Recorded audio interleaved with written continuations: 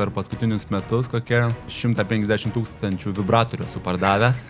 Ir tada jau visą tai mes galėtume vystyti šią istoriją toliau. Tai, man atrodo, čia yra tobulas verslas tinginiams. Visą dieną žmonės pum, spaudinėjam, krenta pinigai, tada išsiunčiam per valandžiukę viską ir viskas, nieko daugiau daryti nereikia.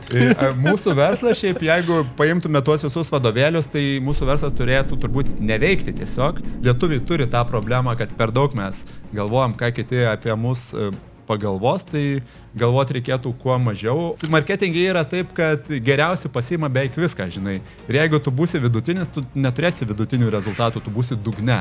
Tai reikia arba daryti gerai, arba nedaryti visai.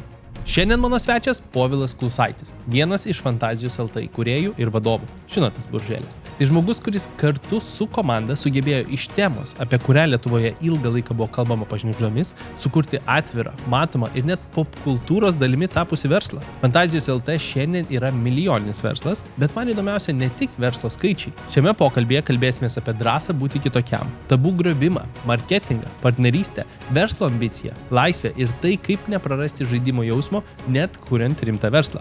Povilai, sveikas atvykęs. Povilai, toks pirmas klausimas, kas tavęs nepažįsta. Kuom užsiemi? Ką veikia gyvenime?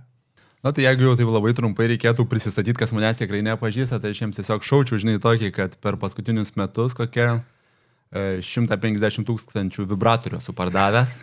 Ir tada jau visą tai mes galėtume vystyti šią istoriją toliau. Tai esu Fantazijos LT vadovas. Super.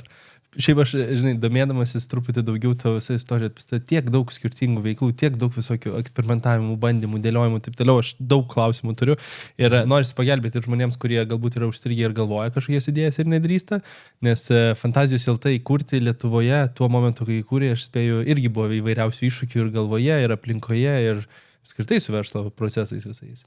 Tai šiaip tuo metu, kai mes startavom su Fantazijos LT, tai tiek aš, tiek mano verslo partneris Donatas buvom tikrai jauni ir apie tuos iššūkius, klaidas, problemas negalvojame, žinai, taip nerėmė, ėmėme, darėme ir po to viskas darimo būdu atsitiko. Tai jeigu dabar taip atsuktum laiką atgal ir tai susėstum, susižymėtum checkpointus kažkokius, kiek tų buvo iššūkių, klaidų ir bėdų, tai sakytum, nedaug tu Dieve, niekad nepradėčiau, bet kai turi to optimizmo, apie tai per daug negalvoji, tai viskas kažkaip imasi, sprendžiasi, išsisprendžia ir jau 17 metų džiaugiamės. Galbūt dar pradžiai, ką žmonės apie tave truputį klaidingai supranta, ką mato socierdvėjai, podcastuose, pokalbiuose, žiniasklaidoj ir ką iš tiesų veiki, koks esi, kur ta atskirtis. Tai šiaip labai dažnai, kas nutinka, tai kad žmonės labai stipriai sutapatina žmogų ir verslą. Tai man net būna, nežinau, kokį 5-6 retai, bet išeinu į miestą, tai mane šaukia žmonės ne Povilai, o Fantazijos LT šaukia. Tai tikrai yra to tokio sutapatinimo ir tada, kai sutapatina, tai vis tiek tos fantazijos yra tokios įžūlios, drąsios, challenge'ančios visuomenę. Tai aš šiek tiek esu kitoks, ta prasme, aš stoviu už tų fantazijų, bet tuo pačiu, nesu visiškai su verslu susitapatinęs ir bandau nuo to kažkiek atsiskirti. Ir dar kitas dalykas, tai, žmonės esu pastebėjęs, kad su manim tikrai tokie atviri būna ir jiems atrodo, čia šitas bičas pardavinėja erotinės prekes, tai jis man gali, bet kokį patarimą ir iš seksualinio gyvenimo duoti. Tai aš šitos temos tikrai laikausi taip atokiau, vis tiek, pas mus įmonė yra ekspertų, kurie toje temoje žymiai geriau gaudosi, mūsų visos parduotuvių konsultantės ir konsultantai, kurie klientus konsultuoja, tai aš visada nukreipiu į savo darbuotojus, kai tokių klausimų gaunu, bet, iš tiesų nežinau, kada pas tave, Emili, paskutinį kartą žmogus koks nors beveik nepažįstamas klausė patarimų dėl erekcijos sutrikimų. Nestabdo gatvėje, tikriausiai dėl šito. Manęs gatvėje galbūt irgi ne, bet tikrai karts nuo karto sulaukiu, iš ne pačių geriausių pažįstamų tokių klausimų ir aš nesu tas didžiausias, žinai, konsultantas ir žmogus, kuris drįstų dalinti tokius patarimus, tai mane irgi kas kartai nustebina, bet aš jų tikrai gaunu, tai dabar, jeigu kažkas žiūri, kas norėjo manęs paklaus kažko iš savo seksualinio gyvenimo, tai geriau info Fantazijos LT parašykit, gausit daugiau kvalifikacijos daugiau bus. Pajudinkim visą verslo pradžią. Iš kur gimė apskritai idėja? Nes Fantazijos LT, kaip paminėjai, jau ilgametis verslas, įsisukęs tikrai stovi ant tvirtų pamatų. Kaip pati pradžia, pati idėja, kaip visą tai atsirado? Stovi ant tvirtų vibratorių, sakyčiau. Žinai, atsirado, sakyčiau, iš tokio lietuviško verslumo visai.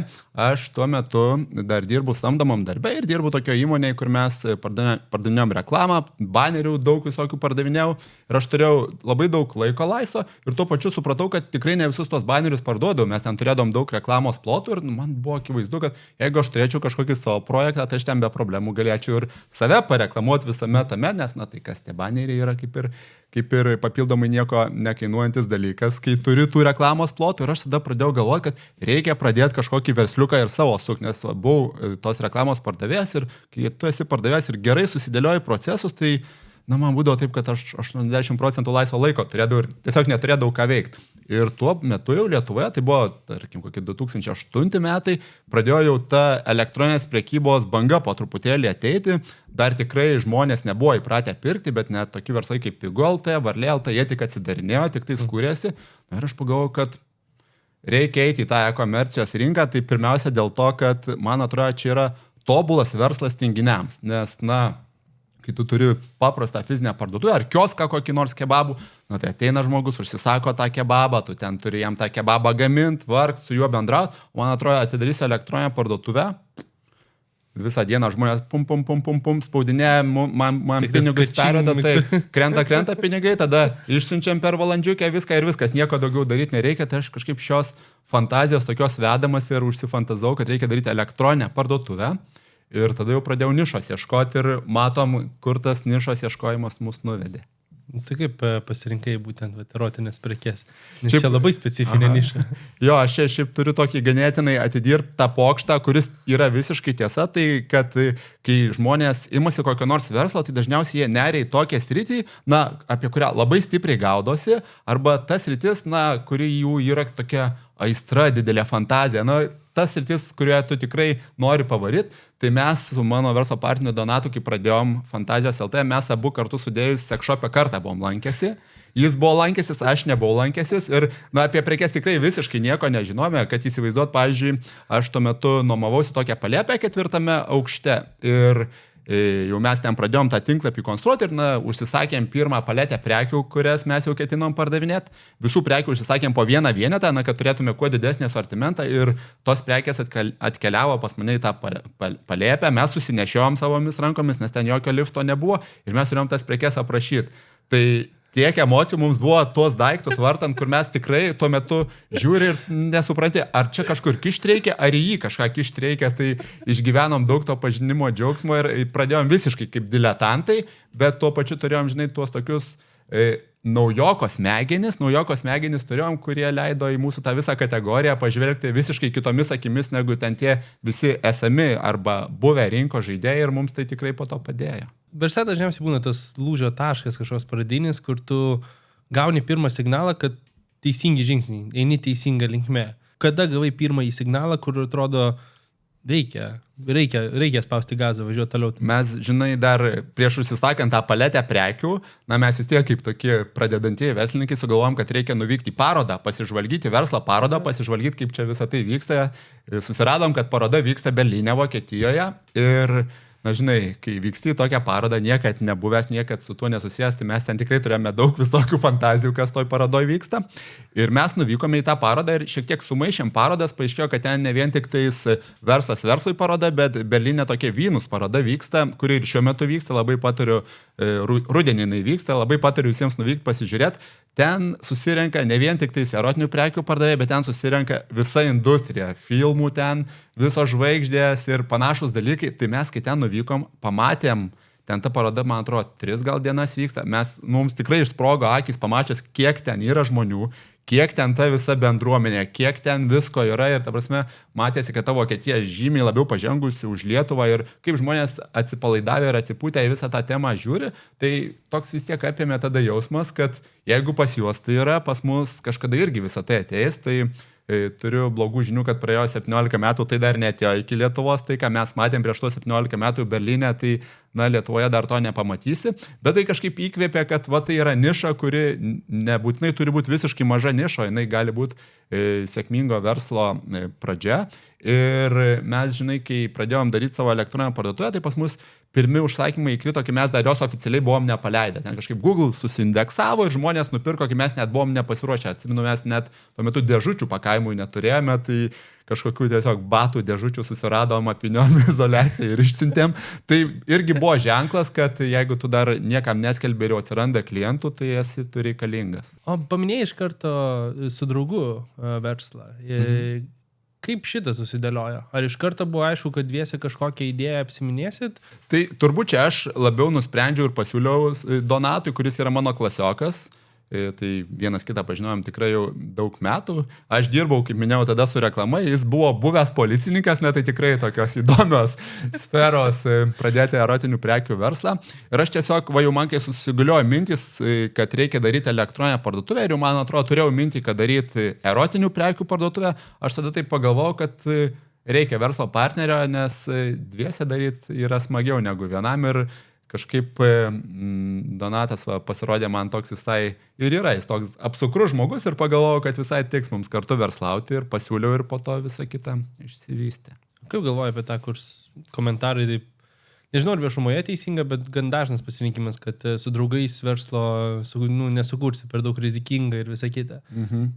Tai aš, žinai, galvoju, kas tikrai rizikinga, tai sukurti verslą su nepažįstamais žmonėm, nes su draugais jo, jeigu tu kursi verslą ir nepai susipyksi, tai prarasi ir draugą. Bet tuo pačiu vis tiek, jeigu tu darai verslą su pažįstamu žmogum, ar šeimos nariu, ar su draugu, tai tu bent jau įsivaizduoji, kas tai yra per žmogus. Tu esi matęs žmogų įvairiose gyvenimo situacijose ir tu kažką gali prognozuoti, tai aš kažkaip įsivaizduoju, kad žymiai labiau rizikuoja tie, kurie, žinau, ieško žmonių, kurie turi kažkokias kvalifikacijas ir ten ar per LinkedIn, ar per kažkokias Facebook'o grupsus susiranda verslo partneriai. Ir po to paaiškėja, kad vienas žiūri į kairę, kitas į dešinę ir tada kartu žiūrėti niekaip nesigauna. Aš tikrai, bent jau iš savo patirties, galiu sakyti, kad su draugu, su klasioku verslą daryti visai yra gerai, jeigu sutampa jūsų vertybės ir požiūriai. Mes šiaip apskritai Fantazijos LT tikrai daug dalykų, darydami tą verslą, taip darėm nestandartiškai, ne taip, kaip sako verslo vadovėliai, tai verslo vadovėliai irgi sako, kad daryti 50/50, tai yra didžiausia rizika, nes jeigu susipyksi, tai jau tada niekaip nebeatsidalinsi. Tai darant tai protingai, turbūt vis tiek vertėtų šiek tiek apgalvoti ir apsitart, kas bus, jeigu bus. Tai jeigu tu prieš tą verslo pradžią, kad ir su savo geriausiu draugu susidėliosi gerai, jeigu susipykstam, kaip mes dalinamės, jeigu susipykstam, kas iš ko išperka ir kokie yra keliai iš tų problemų, kurios galėtų atsirasti, tai numačius vieną kitą problemą, pasikalbėjus su ChatGPT, man atrodo, visai galima tai susidėliot, kad turėtum tų saugiklių ir visiems viskas būtų aišku, kur kas nukeliaus, jeigu problemų bus. 17 metų rodo, kad galima spręsti problemas teisingai, kai sutampa ta šiaurinė žvaigždė. Kaip aplinka reagavo? Nes vis tiek draugai, šeima, sakai, aš pardavinėsiu vibratorius. Taip, tai aš esu pats kilęs iš Alytaus. Alytus yra 6. pagal dydį miestas Lietuvoje, bet vis tiek, sakykime, taip miestelis ir, kuo miesteliai garsėja, kad juose žmonėms tikrai yra labai svarbu, ką kaimynas pagalvos, kad aš darau ir, ta prasme, kitų nuomonė tai yra svarbu. Tai, pavyzdžiui, aš savo tėvams, man atrodo, apie šį verslą po kokio gero pusmečio tik tais pasakiau, nes mes, kai startavom su Fantazijos LT, tai mes tuo metu dar ir savo normalius darbus turėjome, dirbome darbus, pietų pertraukos metu vykdom pakuoti vibratorius ir ten veždom į Lietuvos paštą išsiųs, nes tuo metu dar nebuvo kurjerių, kurie pas tave atvažiuotų paimti. Ir apskritai aš taip niekad nesistengdavau naujai sutiktiems pažįstamiems ar ten savo aplinkai labai ten pasakot, kuo užsiimu. Ir, pavyzdžiui, buvo tokia situacija, atsimenu, jau turbūt kokie metai buvo praėję nuo mūsų verslo ir tam pačiam mūsų gimtajam Alytui kažkaip taip sutapo aplinkybės, kad mes kino teatre parėmėm kažkokį filmą, ten prieš to filmo pradžią prizus dalino, žodžiu, tas filmas buvo kažkoks apie erotiką ir jiems reikėjo iš erotinių prekių parduotuvės prizų, mes davėm prizų ir už tai gavom bilietų, kad apsilankyt tam kino teatre prieš renginį ir pasikvietėm savo vieną dar klasioką su žmona į tą renginį, nes gavom daugiau bilietų ir vedėjas prieš tą kino filmą sako, čia va, sėdi šiuo metu salėje ir Fantazijos LT įkūrėjai, kurie įsteigė prizą. Ir mes su kolega Donatu sėdėm, taip susižvalgom, matom, klasiokas Edvinas taip irgi žvalgosi, ieško akimis, kurie čia yra tie Fantazijos LT įkūrėjai. Ir po to mes, kai dar po kokių 2 mėnesių jam pasakėm, kad mes tas fantazijas darom, jis sako, na žinok, aš šitai pažiūrės taip ir įtariu tuo metu, bet, sako, nedrįsau pasakyti. Tai va, mes tikrai kurį laiką per daug nesiafišavom, kuo užsiimam. Dabar vis tiek su 17 metų patirtimi jau verslo kūrime. Kaip pradėtum, jeigu reikėtų visiškai nuo nulio? Ar yra kažkokios tokios kritinės klaidos, į kurias galbūt nepažiūrėtos pačioje pradžioje? Tai tokių, kad kritinių klaidų, tai sakyčiau, mes nepadarėme. Žinoma, dabar jau kaip dabar yra visas pasikeitęs šiuo metu verslo darimo tas visas mechanizmas, tai mes, sakyčiau, tuo metu startavome tikrai ganėtinai taip atsargiai ir visas tas Fantazijos LT verslas, jisai nėra taip, kad ėjo molin ir bum susprogo kažkurią dieną ir jau čia viskas taip, kaip yra. Mes po truputėlį lipdėm tą savo smėlio pilis, lipdėm. Dabar kaip daro daugelis, tai daro startupus, pasiima paskolą, susiranda investuotojų, eina maksimaliai stipriai, tai mes ėmė, sakyčiau, labiau kaip tas tradicinis verslas, kuris po truputėlį iš savęs užsiaugino. Ką daryčiau kitaip, tai veikiausiai, kad pavadinimą kitokį pasirinkčiau. Nebūčiau Fantazijos LT. Šiaip mes ir nenorėjom būti Fantazijos LT, norėjom būti Fantazija LT, bet tas domenas buvo tiesiog užimtas. Bet aš imčiau dabar važinodamas visą tai, į ką mūsų verslas išsivystė, tai imčiau tokį domeną, kuris, nebūtų taip stipriai susijęs su mūsų prekių kategorija. Nežinau, pasivadinčiau kokiu nors bumbum LT ar kažkuo tokiu, nes žinodamas, kaip dabar jau tas mūsų verslas išsivystė ir, gal čia nepasirodys per didelis gyrimasis, bet mes esame visai tapę tokiu jau tos visos kultūros dalimi, tai aš jaučiu, kad jeigu mes turėtume tą tokį neutralesnį pavadinimą, tai mums būtų žymiai lengviau tada į visokias kitas kategorijas su vis tuo nueiti, su savo vardo žinomumu, su tuo, kokią tą žinią ir energiją gerą skleidžia tas mūsų prekinis ženklas, o kai tu esi Fantazijos LT, žinai, tai tu su realiu turbūt Fantazijos LT nepadarysi. Tai va čia toks visai atsukęs laiką atgal padaryčiau tai ir dar gal net galvoju, dabar jau prieš 17 metų, jeigu žinočiau, kiek žinau dabar, tai gal dar kokį pirmą lietuvišką vibratorių būčiau padaręs, nes tikrai ta mūsų kategorija visa per tuos 17 metų labai stipriai pasikeitė ir kai mes pradėjome, kokios tos prekės buvo ar kokios jos yra dabar, tai kaip diena ir naktis ir va, turėdamas tas žinias, būčiau gal ir gamybą užsiėmęs, dabar jau šiek tiek vėloka. Manau, su jūsų marketingo komanda ir su realiai gali būti ir viskas kitas gali būti čia. Gal kaip ir sprendžiatės, viskas įmanoma. Kaip Lietuva pasikeitė per, požiūris į erotinės prekės per tą laikotarpį nuo verslo pradžios? Tai pirmiausia, kas pasikeitė, tai mūsų pardavimai turbūt 10 kartų išaugo.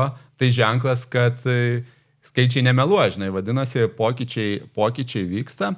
Ir sakyčiau, jeigu ten prieš tuos 17 metų, net ne prieš 17 metų dar, paimkim prieš kokius 7-8 metus, tikrai tos erotinės prekės, tai pirmiausia, tai buvo, sakyčiau, toks anekdotų dalis ir dažniausiai žmonių, kurie ten kažkokiu turi savo kompleksų, įvardinimas per pokšto prizmę, kad, pasijuokti iš visos tos kategorijos, tai dabar tikrai, ypač didžiuosiuose miestuose, ypač, galbūt ten nenueikim į amžiaus ribas, kur jau ten vyresni labai žmonės, bet ypač tarp jaunimo, tarp vidutinio amžiaus žmonių, tai jau tapę tikrai daugeliu jų tapę normalia visai prekių kategorija ir šiuo metu, sakyčiau, dažniau tie, kurie iš to juokiasi, tai patys parodo kažkokių turintys savo kažkokių iššūkių ir problemų ir slepiantys savo kažkokias bėdas, negu kad bėdų turi mūsų visa ta niša. Tai tas laisvumas tikrai atsirado ir mes tai jaučiame ir iš savo visų klientų ir iš tų klientų požiūrio, kaip jie, tarkim, apsilanko pas mus parduotuvėse, tai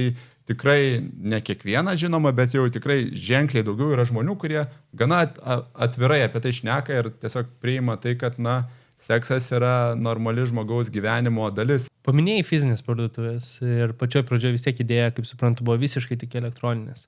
Iš kur šitas atkeliavo? Kada tas sprendimas turėti fizinę parduotuvę, nes vis tiek ir iš verslo pusės rizikų ir toks neaišku, ar klientai atkeliaus ar neatkeliaus, nes irgi tokia anonimiškumo duodavo tą mitą, kur sakai, kad kažkas negerai, jeigu atėjai į tą parduotuvę susilenda. Kaip šitas sprendimas susidėlioja?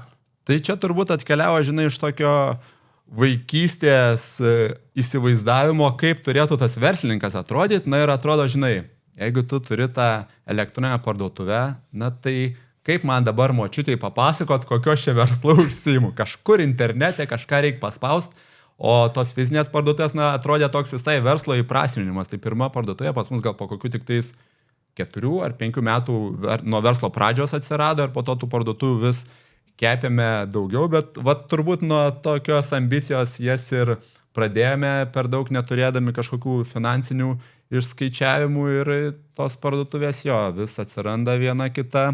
Atidaryti visada smagiau negu uždaryti, kartais tenka jau, kai visiškai nepaeina ir uždaryti, bet mes iš tiesų iš tų parduotuvių sugebam išspausti naudos ir ženkliai kitokios negu kad vien tik tais pardavimai, kuriuos tos parduotuvės generuoja, tai kai tą visą naudą pasiskaičiuoji, tai ir kepi toliau tas parduotuvės. Ant kiek svarbu privatumas šitoje vietoje? Kai tiek fizinėse parduotuvėse, tiek elektroninėse parduotuvėse šitame versle? Na, tai pasakysiu, kad tarkim mes įprastai verslai, kai pas juos ateina pirkėjas, tai verslas būna pasigaminęs savo maišelių su savo prekiniu logotipu, prekiniu ženklu, kad po to žmogus išdidžiai vaitų per Gedimino prospektą ir visiems rodytų, kad eina su tos įmonės maišeliu.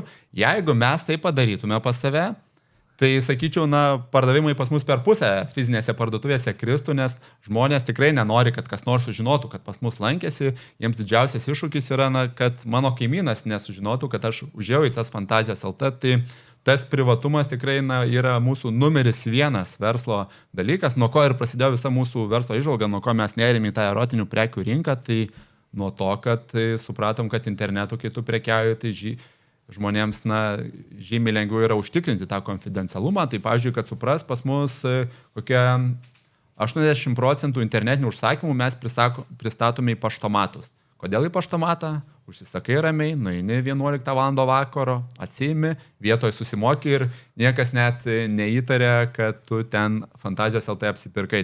Nemanai, kad čia dar vis ta tokia kaip ir tabų problema, kuri yra ir su laiku tai spręsis labiau ir labiau, kad tai vis mažiau įtakos turės? Tai be jokios abejonės situacija tik gerės ir gerės, nes mes matom dabar, kaip jinai gerėja, bet vis tiek tada pažiūrė į tas jau vakarų Europos šalis ar tą pačią Ameriką, kuri atrodo labiausiai išsivystė. Pavyzdžiui, Amerika, man atrodo, parduoda viso pasaulio 50% erotinių prekių. Tai gali įsivaizduoti, kokia ten yra rinka ir kaip tie amerikiečiai atsipūtę į visą tai žiūri. Tai supranti, kad pas juos daug laisvių yra, bet vis tiek tai nėra tokios prekės kaip nusipirkau agurką ir nusipirkau vibratorių. Tai vis tiek daliai žmonių kelia tam tikrų iššūkių, tai tas tabų visiškai neišnyks, bet mes ties kuo dirbame ir kas yra turbūt mūsų to verslo pagrindas ir pagrindinė žinutė, kurią mes bandome skleisti, mes bandom normalizuoti savo rinką, mes nebandom pateikti savo prekių kaip kažko tokio stebuklingo, ypatingo ir paslaptingo, o bandom visiškai per tą paprastumą eiti per tai, kad, pirkau agurką, nusipirkau ir vibratorių ir kai tas pats pardavėjas nebando po kažkokiom užuolaidom slėptis, tai ir visuomenė po truputėlį supranta, kad gal tas žodis seksas nėra ir toks baisus. Mūsų verslas tikrai sušovė tada, kai jau ten atsirado YouTube, buvo visokie podcastai, kurie ten 100 000 peržiūrų rinko ir ten komikai pradėjo mus reklamuoti ir pasakot, kad guliu čia lovoje ir išsitraukiu masturbacinį kremuką, ten dar pasiimu kažkokį žaistą, gal jis ten to ir nedaro, bet kai tie žinomi žmonės labai paprastai šneka tomis tabų temomis, tai tada, visuomenė irgi paprasčiau pradeda žiūrėti. Pagal pavyzdį, labai tas. Prieš įrašinėdamas šį epizodą žiūrėjau į kanalo statistiką ir pamačiau skaičių, kuris mane nustebino. Net 88% jūsų, taip, 88%, kurie klausote šių pokalbių, geria informaciją ir pritaikote ją savo veikloje, vis dar nesate paspaudę subscribe mygtuko. Žiūrėkit, situacija labai paprasta. Aš turiu savo asmeninį kanalą, turiu Financial Lithuanians, o šis projektas FL pokalbiai yra nauja iniciatyva. Mums su komanda tai yra didelė laiko investicija. Ir vienintelis būdas mums suprasti, ar šis projektas yra vertas tęstinumo, ar jis kūrė vertę ir ar turėtume toliau kviesti aukščiausio lygio profesionalus, yra jūsų prenumerata. Priminimas, kad tai nemokama. Tai yra tarsi jūsų balsas už. Be to, paspausdami tą mygtuką, jūs padedate algoritmams parodyti šį turinį kitiems žmonėms, kuriems šios žinios gali pakeisti karjerą ar verslą. Tad jei kada nors gavote iš manęs vertės, padarykite man šią paslaugą. Paspauskite subscribe, o aš pažadu, kad kaskart matydamas augančius skaičius, stengsiuosi į šią kėdę pasodinti dar įdomesnius pašnekovus. Ačiū, kad esat kartu. Pajudinkim truputį tą komunikaciją ir marketingą, nes aš tai nelabai žinau daug prekės ženklų, kur taip atpažįstami ir taip greitai reaguoja į vyriausius įvykius ir taip greitai juda su komunikacija. Pirmas klausimas, iš kur Boružės? Žinok, Boružės tai tiesiog nupiešė dizaineris Regimantas. Irgi pas mus versle tikrai, kur daug sprendimų atrodo, kad jie ten strategavo, taktikas kūrė, tai pas mus daug kas atsitinka va tiesiog taip. Tiesiog atsitinka taip ir tu gyvenime, žinai, tu geriau mažiau strateguok, bet tu 10 dalykų padaryk per tą laiką, kol tu galėjai strateguoti, mes mes darom skirtingų dalykų ir po to jau, kurie mato, kad paeina, tai tuos vystom. Tai tos pačios Boružės, tai tiesiog mes, verslas kuriasi, reikia verslui logotipo. Ir dizaineris Regimantas, jisai sukūrė 4 logotipo variantus, vienas ten buvo su kažkokiais horoskopo ženklais, kas įprasta, kitas su širdelėmis, trečias buvo toks labai kažkoks juodas su tokiu karstu kažkokiu, kur jei tą būtume pasirinkę, būtų labai blogai buvę, bet čia praeitą savaitę gavau LinkedIn'e pasiūlymą, kad iš įmonės, kuri laidojimo paslaugos teikia, parašė, kad gal kolabą bendrą padaro. Tai parodo, kad tikrai fantazijos visur tinka. Tai to logotipo ir nepasirinkom ir Boružėlės buvo vienas iš tų variantų. Ir taip, tiesiog taip buvo pasirinkta ir, sakyčiau, tai tikrai buvo dabar jau laiką atsukus atgal, vienas sėkmingiausių mūsų verslo sprendimų. Kaip atrado tą savo, nežinau, balsą, nes paminėjai, man irgi įdomu labai tie projektai, kurie labai pasiteisina, būtent, aš nežinau, influencerių įvardinti ar podcasterių, bet tos stand-upų komediantų reklamos, kas vienas iš šaltinių, bet apskritai tą savo balsą, kaip komunikuojat, kaip greitai reaguojat, tą tokį galbūt aštrumą kai kuriuose vietose, tą humoro jausmą. Čia vis tiek aš įsivaizduoju daug testavimo, ar viskas dėliojasi taip labai gerai ir paprastai? Viskas bandymo būdu dėliojasi ir jeigu kažkas nepaeina, tai pamiršti, tai ir po to darai kažkaip į kitą pusę. Tai, sakyčiau, mūsų turbūt pagrindinė jeigu mes čia sakom, kad sėkmingas marketingas, tai pagrindinė strategija ir ką mes darome, tai mes neapsiribojame savo verslo, savo kategoriją. Mes neapsiribojame savo kategoriją. Pavyzdžiui, žinai, tu jeigu prekiauja kas nors kosmetika, tai dažniausiai jie ir eina per grožio prizmę, ten pasidažiau lūpdažių, pasidažiau ten kažkokiu pieštuku, visą tai pasakoju, o mes prekiaujame erotinėmis prekėmis, bet mes šnekam apie bet ką. Įvyksta mero rinkimai Vilniui, mes šnekam apie tai. Širinskienė švenčia gimtadienį, mes šnekam apie tai.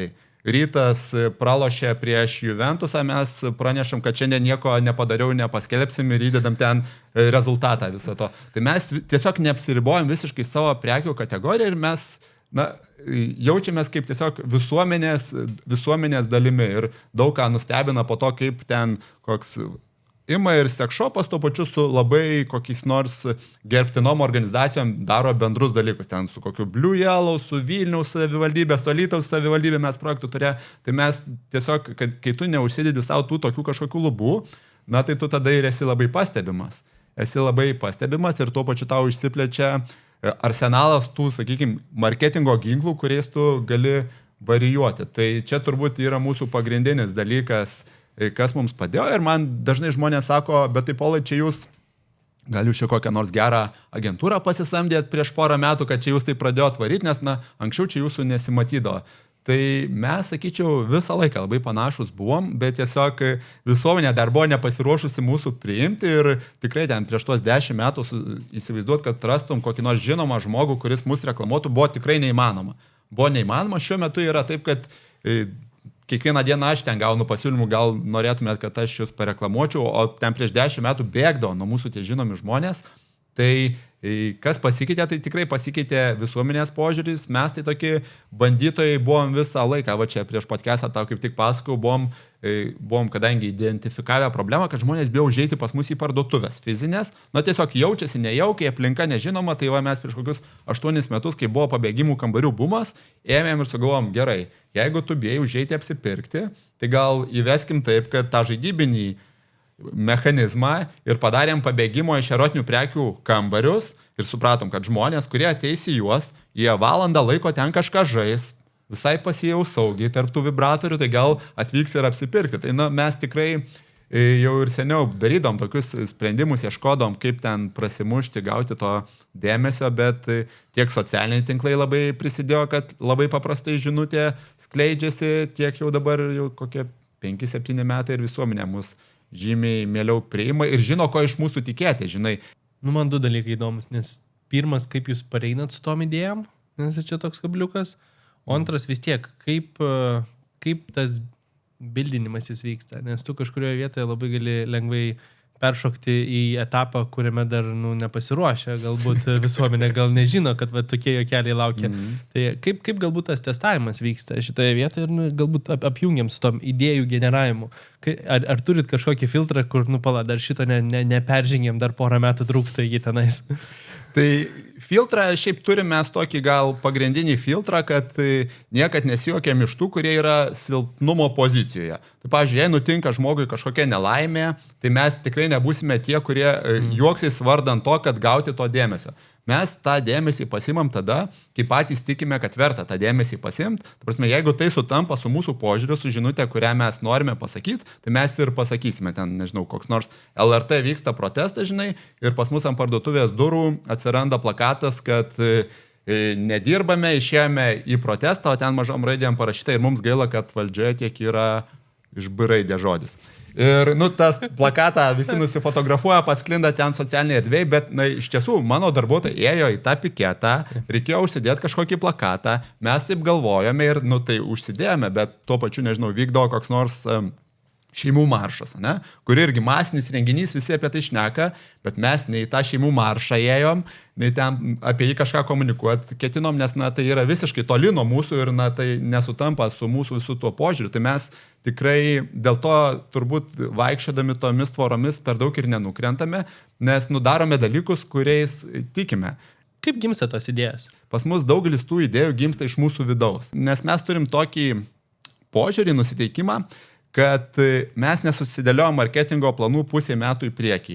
Šiaip mes esam pirmiausia e-komercijos verslas, tai tikrai nėra taip, kad mes bet ką darom, taškom pinigus, bet kaip tikrai yra dalykų ten kaip koks nors televizijos reklama, Google Ads, kur mes ir išleidžiam daug pinigų, bet ir skaičiuojam, ir žiūrim, ir dėliojamės, ir deramės dėl nuolaidų, bet tuos tokius reagavimus, tuos tokius veiksmus, ką mes ten darysim po savaitės ar dviejų, mes dažniausiai tiesiog laukiam, mes turim tokį nusiteikimą, kad esam atvirom širdim ir visada pasiryžę pasiduoti tai flow būsenai ir tuo pačiu mes suprantame, kad, geriausia, kai tu ne apie save šneki, o kai tu šneki tai, kas yra kitam svarbu. Tai jeigu, pavyzdžiui, visuomenėje įvyksta kažkas tokio ažiotažinio, tai tada tikrai nebūna laikas, kai aš ateičiau, išstočiau, prisipirkčiau stendų didžiausių ir rėkčiau pirkit iš mūsų vibratorius.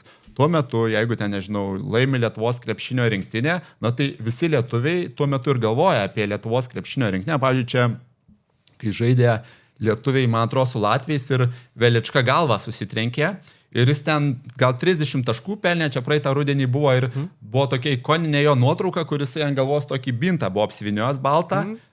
Tose varžybose. Taip, tose varžybose. Dar nesibaigus varžyboms, Fantazijos LT paskelbė, kad mes pakeitėm logotipą ir ant mūsų boružėlės bintas atsiranda. Ir mes visiškai nieko nešnekam apie tai, kad ateikit, pirkit mūsų prekes. Mes suprantam, kuo tą akimirką gyvena Lietuva. Ir kai tu būtent šnekėjai apie tai, kas yra svarbu žmonėms, o ne tai, kas yra svarbu tau, tai turbūt yra, pagrindinis sėkmės dalykas. Ir šiaip tada visas tas veikimo modelis, kaip jis pas mus veikia, tai sakyčiau, kokį mes turim pranašumą prieš visus kitus, nes jeigu, tarkim, verslas yra labai mažas, tai jis neturi dažniausiai jokių ten tų reklamos agentūrų, partnerių, jis viską daro pats, bet jis tuo metu neturi, resursų, kad kažkaip galėtų tą savo žinią paskleisti. Jeigu verslas yra labai didelis, tai dažniausiai jie turi 5-7 agentūras, kurie ten viską daro už juos, bet tada tas veikimo mechanizmas pas juos, užsitęsia tikrai labai ilgai ir, tu tada nesureaguosi į įvykius, o pas mus yra taip, kad jau mūsų verslas yra pakankamai didelis, kad mes turim tų resursų, jei yra kažkokia žinutė, tai mes ją galim išpublikuoti į viešumą ir tuo pačiu mes visgi elgiamės kaip tas mažas verslas, kuris daro visą tai pas save viduje. Mes pirmiausia pasidarom viduje pas save tai ir būna tokių žinučių, kur, reikia pasitikrinti, parodai vienam kitam draugui, sakai, tokį leisiu, jeigu ten nei vienas nepasako, kad tu esi išprotėjęs, tai ir leidai. Tai tikrai mažai yra dalykų, kurių jau mes esam pasiruošę leisti ir nepaleidom. Dar mažiau yra tokių, dėl kurių ten paleidom ir gailėjomės ar kažką ištrynėm. Tai nutinka taip, kad ypač, ryškiausia turbūt būna, kai mes reaguojame kokius nors politikus, tu reaguoji į politikus, tai žymiai paprašiau, jeigu reaguoji ten kokią nors partiją, kažką padarė, nu tai į tą partiją reaguoji, partija yra tiesiog žmonių krūva. Bet jeigu nutinka taip, kad tu reaguoji konkretų kažkokį asmenį, na ir kad jis ir ką ten blogo padaręs ar kažką tokio ažiotažinio, na tu vis tiek supranti, kad tu reaguoji tą asmenį, žinai, ir na tada kyla toks klaustukas, na tas asmuo turi šeimą, turi vaikus, nesvarbu, kad politikas jis kaip ir jau pats viešiausias asmuo koks yra, tai yra kilę klausimų, ten, nežinau, tą patį Palucką mes buvomgi paskelbę jau ten praeitą vasarą, kai visi svarstė, kada jau atsistatydins, mes buvom paskelbę nuolaidos kodą gintai laikyk ir už kiekvieną dieną, kiek gintas dar ilgiau ištiem, žadėjom, kad plus 1% nuolaidos kodas didės. Tai jau visi linkėjo, kad jau ten kuo ilgiau išlaikytų ir Fantazijos LT bankrutuotų, bet man atrodo gal tik 11 dienų ištempė ir tada jau visi ginta keikė, kad nuolaidos kodas mažas jo. Tai vad, kai tai nutinka, žinai, galvoji, kaip čia, kur čia visą tai nukeliaus, tai kartais sustojame ir, pavyzdžiui, tą pačią Agnę Širinskienę buvom užžiūrėję, kad jai 50 metų ir susiruošėm pasveikinti ją. Prie Seimo ten didžiausią tokį plakatą padarėm su jos kačiuku, su jos gėlėm, ten parašėm Agnę su 50-mečiu ir padarėm ir po to galvoju, vis tiek žmogus švenčia 50 metų. O gal jai nepatiks, gal nesupras, nors ten, dabar tikrai, kaip ir viskas šiltai gražiai, po to baigėsi tai, kad ten ir pati Agnė labai gerai tai išnaudojo, ten per kakadu visokias laidas siuntė mums dovanų iš Seimo, mačiau sandėlių, tai, dabar tada jau gaunasi visai tas ping-pong toks laimingas, bet jo, kai reaguoji į tuos žmonės, tada būna, nežinai, kas nutiks. Ko lietuviškai kiti verslai galėtų pasimokinti iš būtent jūsų šitos komunikacijos, jūsų reagavimo? Na tai su tuo reagavimu, man atrodo, čia kaip ir viskas aišku, kad nėra taip lengva daryti. Bandyti tikrai galima ir bandyti būti aktualiu visiems patarčiau. Tikrai nereikia jau ten nueiti į Fantazijos LT kraštutinumus, kur mes gal kaip toks vis tiek specifinis verslas galime sau leisti labiau, bet aš ką norėčiau pasakyti iš tos marketingo pusės, kad tikrai ten 90% marketingistų yra kur pasitempti, tai pabandyti supras, kad paprastumo reikia šiek tiek turėti, žinai, savo tose komunikacinėse žinutėse, savo reklamose.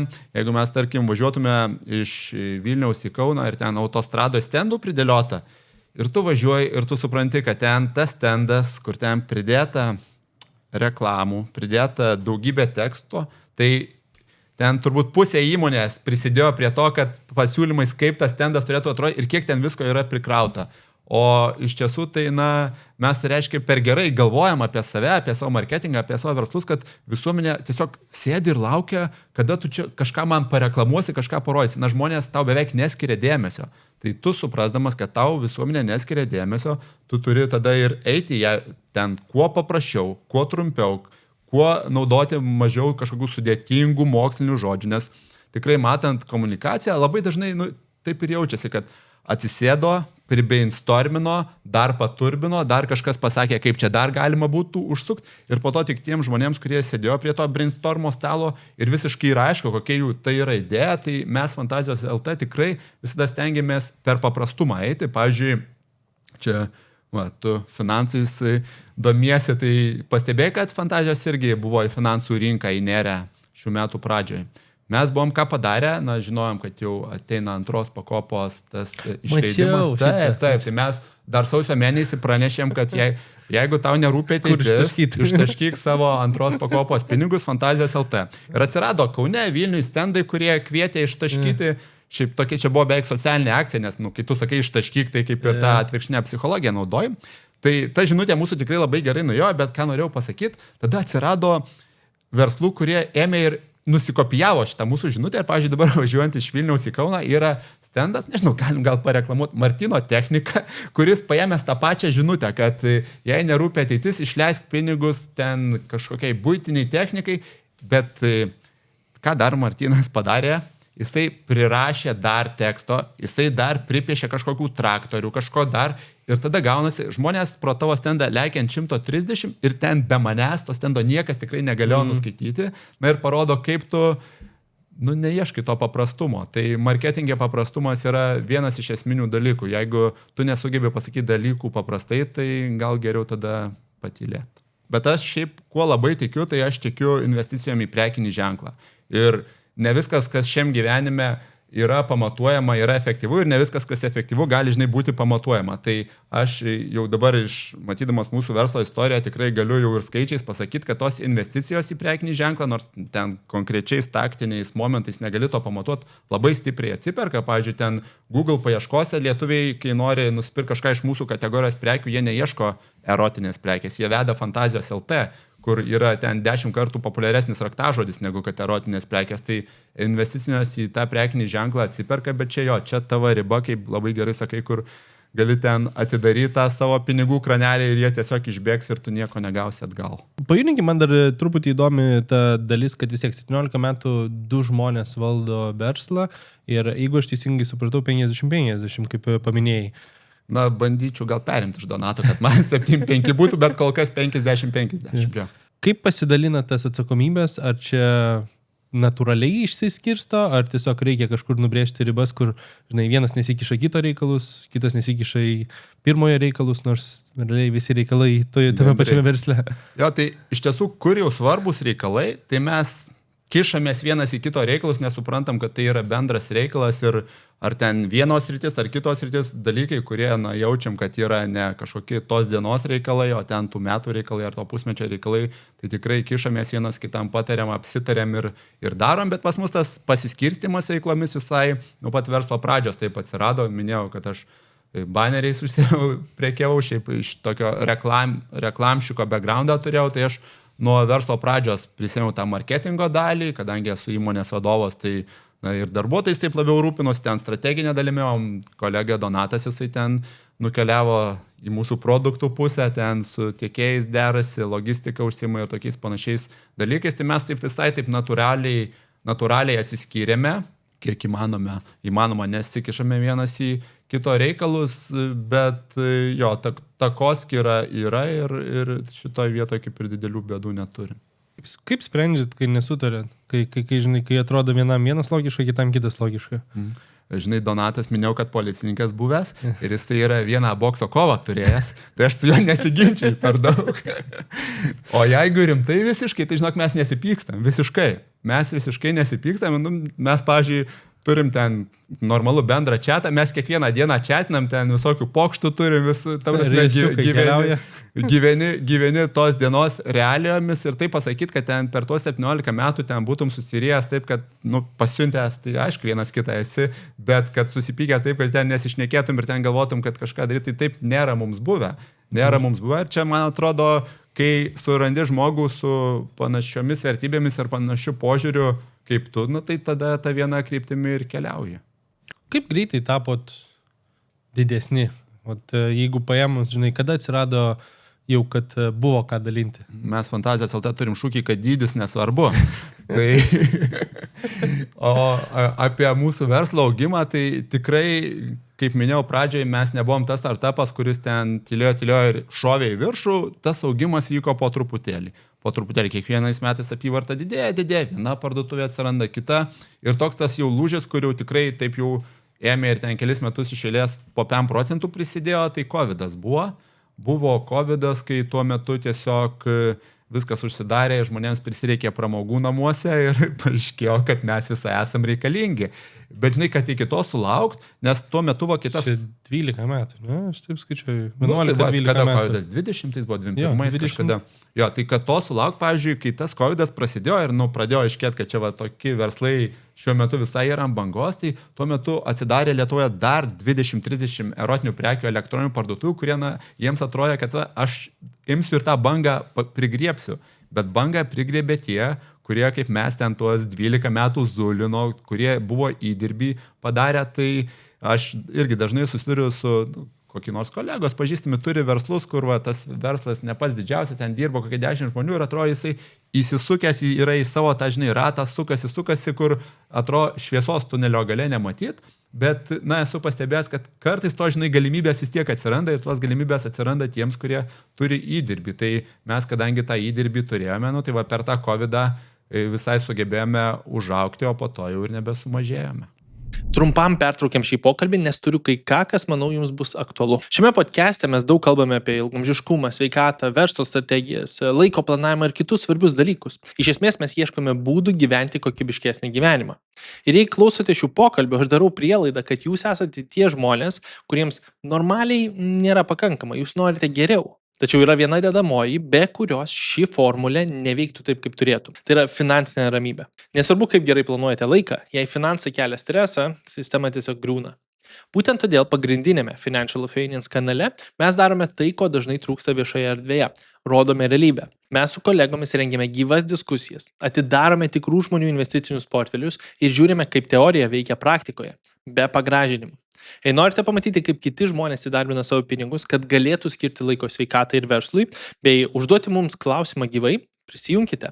Nuorodą rasite aprašyme, tai vieta, kur finansai tampa įrankiu jūsų geresniam gyvenimui. Ar buvo koks momentas, kai žiūri taip pat gal, nes 11-12 metų to zulinimo, kur galvoji, gal reikia uždarinėti idėją, gal vis dėlto čia jau išbandė maksimumą, gal čia jau tos šviesos tunelio gale nėra, gal reikia priimti tokius kraštutinius sprendimus ir nustoti šitą veiklą. Tai kas su mūsų verslu buvo labai gerai, kodėl mes ir neuždarėme. Nežinau, ar tai yra gerai, bet vis tiek tas mūsų verslas jau buvo kažkokia tokia ekonominė veikla, kur labai aiškiai matėsi, kad ten yra skaičiai, yra pelno, yra pajamos ir kai tokie verslai jų įkūrėjams pabosta, tai ką jie gali pabandyti parduoti tą verslą ir atsiras dėdė su daug pinigų, kuris nupirks ir matys perspektyvą, įdės daugiau pinigų vystys. Kas su mūsų verslu labai gerai, kad dėdės, kurie turi daug pinigų, nuo tokių verslų kaip mūsų per atstumą laikėsi ir jie tiesiog niekas nebūtų pasirašę atpirkti, nes, žinai, tu ten turi, nežinau, kokį nors kefyrą gamini ir dabar pasakosi savo dėdėms kitiems pirtie, kad dar sekšopų verslą nusipirkai, tai legacy toks geras. Tai legacy neprisidėtų ir dėl to mums nelabai buvo pasirinkimo, kad kažkam tą verslą parduot, nes to tokio pavargimo tai tikrai buvo, žinai. Buvo pavargimo ir va dėl tų tokių dalykų, kad kaip visuomenė į tave reaguoja, aš sakau, naujiems pažįstamiems, aš nesakydavau, kad aš Fantazijos LT užsiimu, nes ten aš žinodavau, ne tiek man pačiam nepatogu, kiek jau man yra atsibodę visiems pasako tą patį ir kiek suprasdavau, kad kitam žmogui yra nepatogu, žinai, tas toks supratimas, su kuo tu čia dabar šnekiesi, tai va tas toks dalykas, kad tu nelabai gali didžiuotis tuo, ką darai, prisidėjo, tas toks dalykas, kad, atrodė labai tu esi nišoje ir tada toj nišoje yra lubos, kurių tu niekaip neperšoksi irgi stabdė, tai buvo tas tikrai kokius 5, sakyčiau, verslo metus toks pavargimo momentas, kur jeigu jau ten būtų atėjęs tas dėdė su pinigais, kur pirtys su vyrais išsišnekės, tai aš ten būtų pasiūlęs, būčiau ir pardavęs turbūt, bet neatsirado, tada išlaukėm, o dabar jau džiaugiamės. Kaip pats reaguoji į blogas naujienas? Vis tiek, versle 17 metų, netikiu, kad nesigavęs blogų naujienų. Kaip su jom tvarkaisi? Žinai, man blogos naujienos, tai kai paskambintų kažkas ir pasakytų, kad numirė kažkas. Tai jau čia yra bloga naujiena, kurios tu neatsuksi atgal, numirė, laidot reikės, liūdna, žinai. O visa kita, tai pas mane yra ta auksinė žuvelės atmintis, kur apiplaukia aplinkai vandenį ir pamiršta, kas buvo. Tai po to man pasakė, kad iš tiesų auksinė žuvelė šiek tiek geresnę atmintį turi ir dar prisimena, kas buvo apiplaukę aplink akvariumą. Tai aš gal neturiu prastesnę atmintį nei ta auksinė žuvelė. Ir pasakau, dabar dar kalbėjom, prisiminiau, kad praeitą savaitę 2 skundus buvom gavę, žinai, bet paklaustum, kas prieš 3 savaitės blogo nutiko, aš neprisiminčiau, žinok. Tai jau kaip podcastas išeis, jau būsi pamiršęs apie šitus. Šiaip, žinok, jeigu peržiūrėsiu podcastą ir man sužadinsim prisiminimus, ko blogo buvo. Editorius paprašysim ištrinti, nieko nebuvo. Man šiaip versle tas optimizmas yra vos nesvarbiausia verslininko savybė, dėl ko tu gali pavaryti ar negali pavaryti, tai blogos naujienos nutinka pas mus kaip ir pas visus, žinai, ypač kai pas tave versle tų procesų daugybė, esi priklausomas nuo visokių trečiųjų šalių, tai tikrai tų blogų dalykų nutinka, bet jeigu niekas nenumirė, tai viskas išsisprendžia ir po to pasimiršta labai greitai. Vis tiek, tas optimizmas užkrečiamas. Ant kiek svarbu, manai, kai komanda didėja ir vis tiek yra vadovas komandos, prižiūri žmonės, kažkiek komunikacija, visą kitą, ant kiek svarbu tam vadovui turėti tą optimizmo bangą, kad komanda išliktų pozityvi, nes jeigu tu pradedi stresuoti, tikėtina, kad aplinkui pradeda visi stresuoti dar daugiau. Man atrodo, kai sakai, kad prižiūriu, tai galva reikėtų ir daugiau prižiūrėti tą komandą. Aš ganėtinai esu liberaliai paleidęs visus, pavyzdžiui, pas mus kalbėjom apie tą patį COVID ir po po COVID-o, per COVID-ą pas visus prasidėjo nuotolinis darbas, kai įmonės pradėjo leisti darbuotojams dirbti nuotoliu, tai pas mus tas nuotolinis darbas buvo visą laiką. Jeigu tu dirbi parduotuvėje ar sandėlį, turėti į darbo vietą, bet visi kiti pas mus galėjo dirbti iš bet kur ir bet kaip. Tai, pas mus yra daug tos laisvės, tuo pačiu, aišku, žmonėms duodi ir atsakomybės ir jis turi savo daržę tvarkytis, bet aš laikausi, požiūrio, kad pirmiausia, svarbiausia, tai man pačiam neperduoto streso kolegoms, neperduoto streso, o jeigu jiems yra iš kažko stresas ir jau nesusitvarko, tada jau jie į mane kreipiasi ir mes tą stresą bandom kartu spręsti, nes dažniausiai, ką ir pastebiu, tai tas stresas ir atsiranda įmonėse, ne iš kažkur, iš pašonės, o iš to, kad bijo vadovo, ką vadovas pasakys, ką jis pagalvos, ką aš padariau ir iš to atsiranda daug įtampos, tai pas mus šiaip įmonėje ir samdant darbuotojus, man bene pagrindinis kriterijus yra priimti tokius žmonės, kurie visiems kitiems nekels problemų.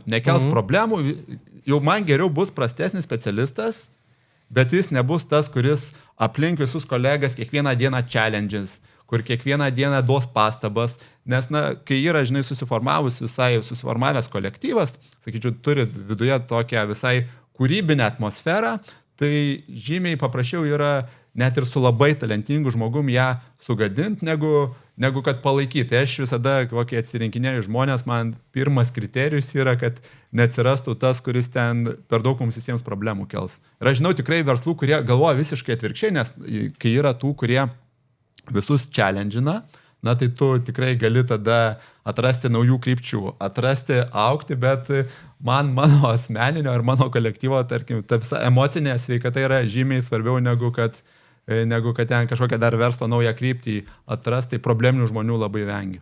Kaip bandai surasti tas problemas? Atėjo, sakykime, žmogus į pokalbį, sakykime, svekas ar susirašinėjimas arba žinutė pradinė kažkokia atitiko tos parametrus, kad pro duris ateitų. Ko ieškai, kas pasakytų, kad tinka komandai ir ko ieškai, kas pasakytų galbūt, kad tikrai netinka komandai?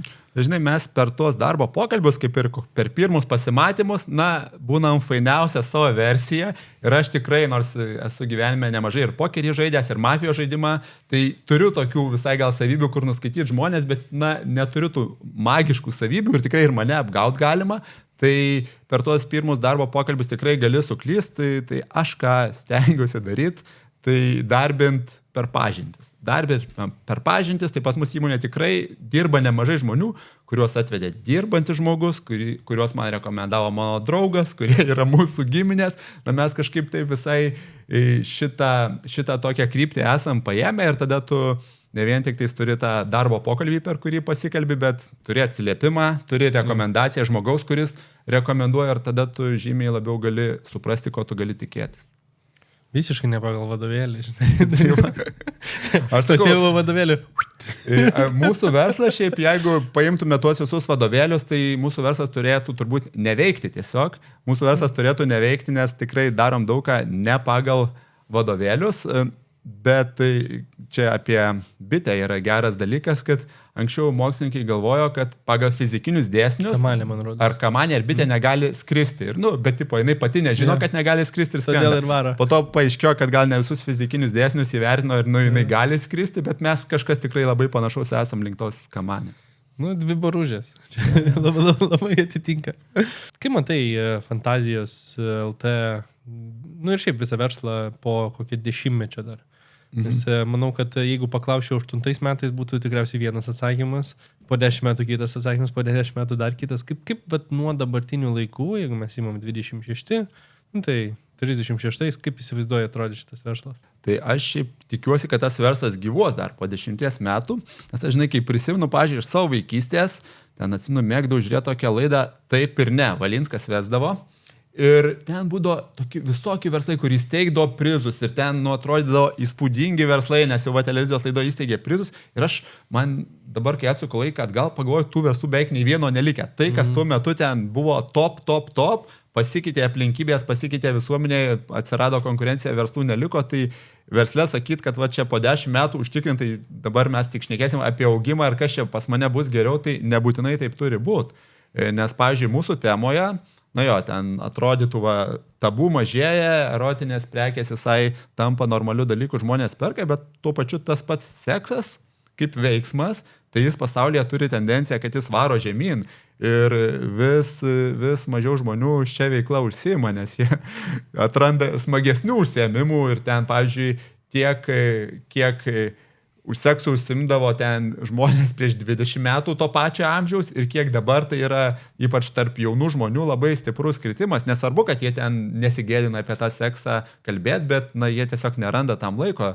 Labai daug vienišų žmonių gyvena po vieną ir neužsima. Tai kai tokia ta esminė mūsų verslo veikla važiuoja žemyn, tai aš nenustepčiau, jeigu po 10 metų gal būsim ir nereikalingi, bet viską aišku taip dėlioji, kad būtum reikalingas, tai labiausiai norėčiau tai kažkaip ne Rumunijoje kažkur ar Bulgarijoje pradėti prekiauti, bet tas Fantazijos LT Lietuvoje išplėsti ir išeiti į daugiau kategorijų visokių. Išeiti į daugiau kategorijų, tai, pavyzdžiui, po pusės metų kažkur bandysim užkariauti visus prekybos centrus su Fantazijos LT prezervatyvais ir lubrikantais, nes tai yra prekės, kurias galima pardavinėti Lietuvoje prekybos centruose. Pavyzdžiui, mūsų prekių negalima pardavinėti, kas yra labai gerai, nes tada Senukai ir Maxima negali jų atsivežti. Tai bandysim eiti į tą masinę prekybą, jau esam sukūrę labai tokius juokingus prekinius ženklus.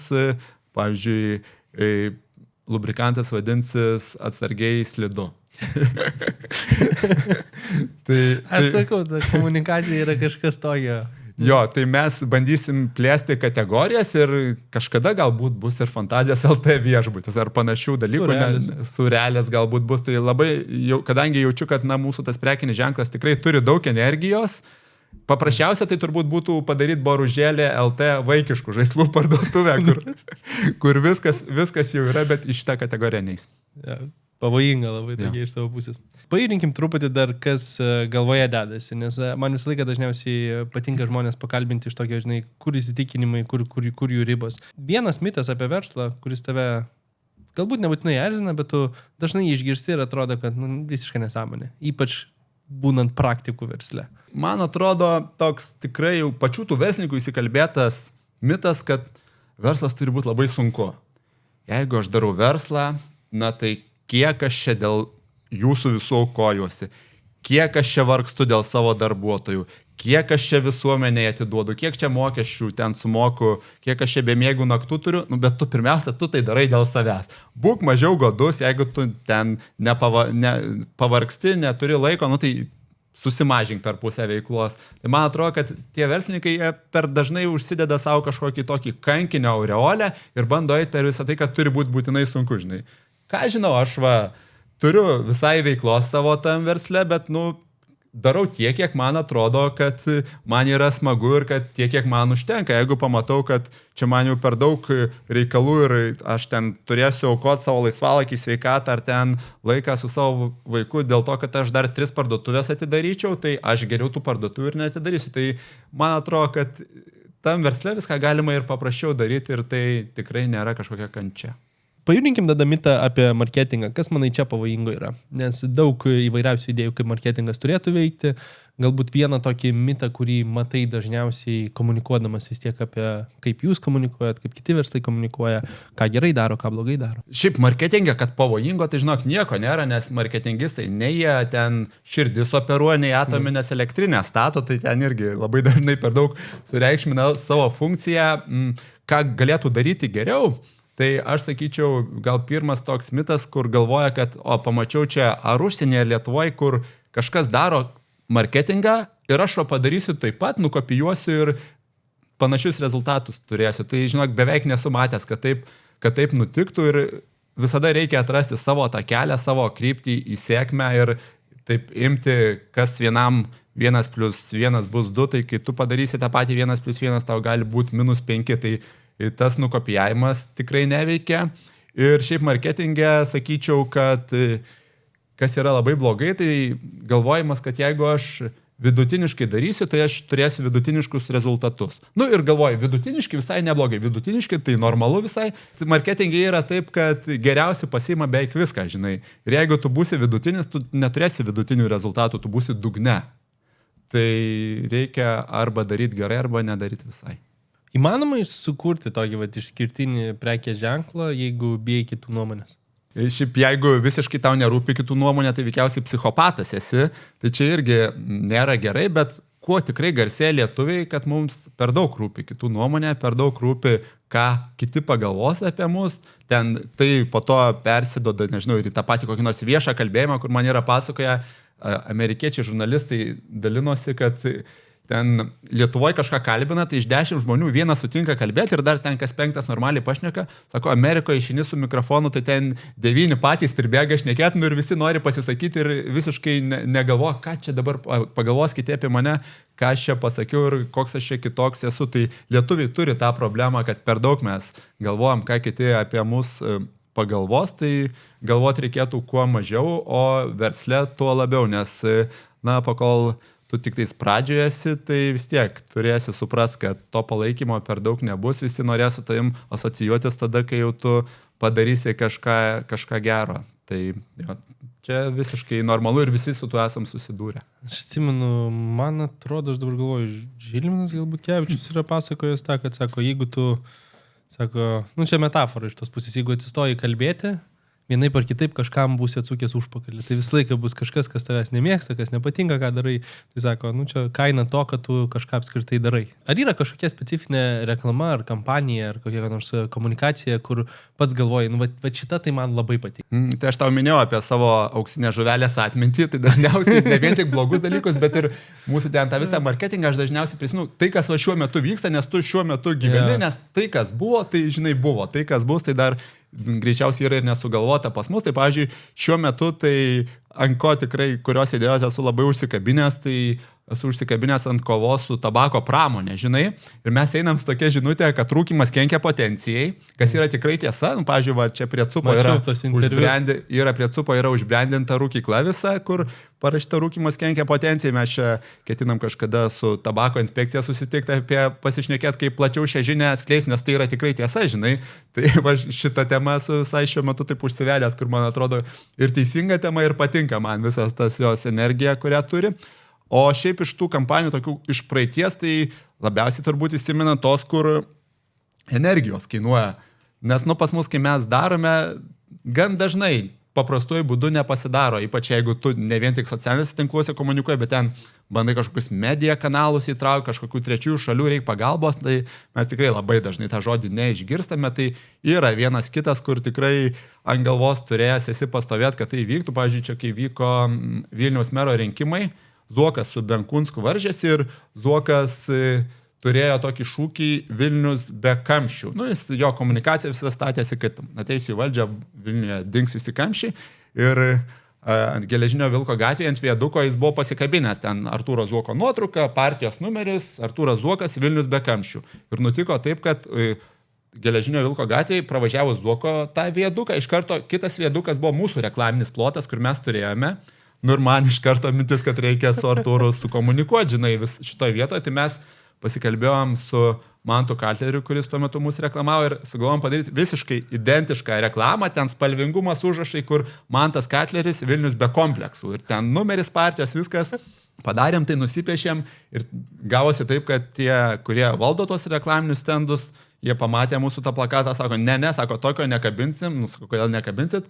Politika yra politika, žinai, politikais niekas nenori pyktis, tai mes jau ten buvom taip karingai nusteikę, kad viskas baigėsi tuo, kad aš ten pats su Artūru Facebook'e susirašiau, kurio nepažinau, sakau, Artūrai, žiūrėkit, kas vyksta, jūs toks žmogus kūrybingas šiandien leidžia reklamos. Artūras ten po paros pamatė, sako, Polai, nuostabi idėja, darom, tai viskas baigėsi tuo, kad žmonės važiuodavo, matydavo Artūro reklamą, tada mūsų reklamą, po to jau ten buvo ir Valentino diena, tai tas pats Zuokas savo Facebook'o visas gerbėjas sveikino su mūsų reklamais idėjas, kad Vilnius be kompleksų, tai va, kai, žinai, ten užtrunka ten porą savaičių tų tokių kariavimų, derinimusi, bet, tai įsigyvendina, tai iki dabar man prisimenu ir va toks pavyzdys, kur verta už save pastovėti. Tas, kur pareikalauja daug darbo ir pasiseka, dažniausiai labiausiai pasijaučia ta tokia vertė. Mes lengvų dalykų nevertinam šiam gyvenimui. Ką patartum žmogui, kuris nori pradėti verslą, bet bijo galbūt aplinkinių reakcijos? Tai žinok, aplinkiniams iš tiesų yra visiškai dzin ant tavęs. Tai čia pirmas dalykas, nes mes pirmiausia tai galvojame, kaip aš pats atrodau, pasižiūri į veidrodį, dar kažką, nežinau, paklausk aplinkinių prieš 2 dienas, kai buvai apsirengęs, pavyzdžiui, niekas nepasakys. Pats prisiminsi, jeigu ten kažkokius nešvarius marškinėlius susidėjo. užsidėjęs esi. Tai mes labai dažnai pervertinam, kiek mums tie aplinkiniai skiria dėmesio ir jeigu, žinai, sakai, kad ten idėja burbuliavo ilgą laiką ir va jau čia galvo gal daryti ar nedaryti, tai tiesiog galėtų pagalvoti, kad kol ta idėja burbuliavo, jau tu galėjai 3 kartus tą idėją būti pabandęs, padaręs ir supratęs, kad ta idėja yra nieko gero, kaip dažniausiai ir būna su idėjomis, tai reikia mažiau burbuliuoto, daugiau daryti. O kaip patikrinti? Sakykime, dėjau iki to žingsnio, kad pasiruošęs dzinti aplinkiniai, kaip nors išgyvensiu, kaip patikrinti ir koks signalas sako, kad čia yra geras ar blogas pasirinkimas?